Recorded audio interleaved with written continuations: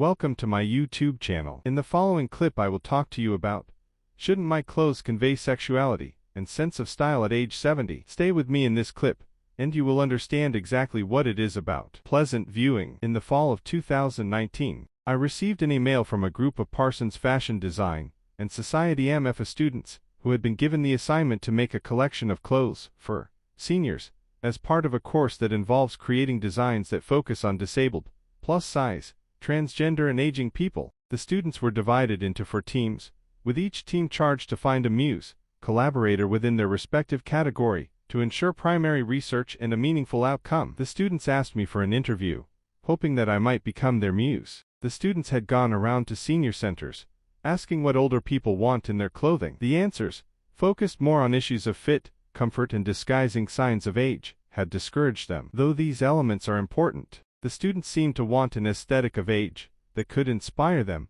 They want to make old age high fashion, something beyond just function. I think to myself that these fashionable young people want to design clothes they can see themselves in when they grow old. But as we speak together, the fluid internal experience of aging, the memories held, and the desire to evoke them in what we wear are topics they become animated and excited about. Along with their tutors, these students and I begin our work together. The process starts with me bringing in pieces from my wardrobe that hold meaning for me.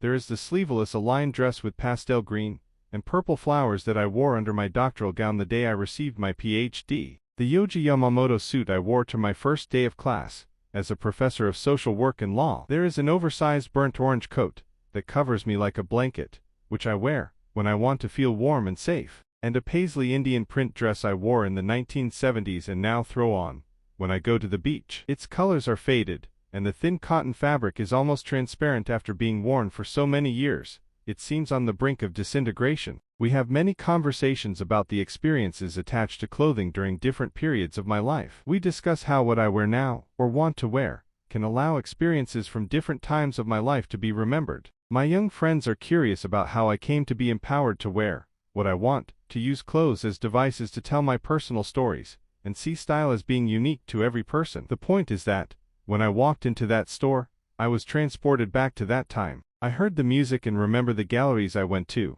the classes I took and the books I read. So I try to explain to the students that it's not that I need to wear exactly what I wore then, but clothes that evoke feelings and memories I feel. Alexandru, thanks for viewing. If you liked the video, don't forget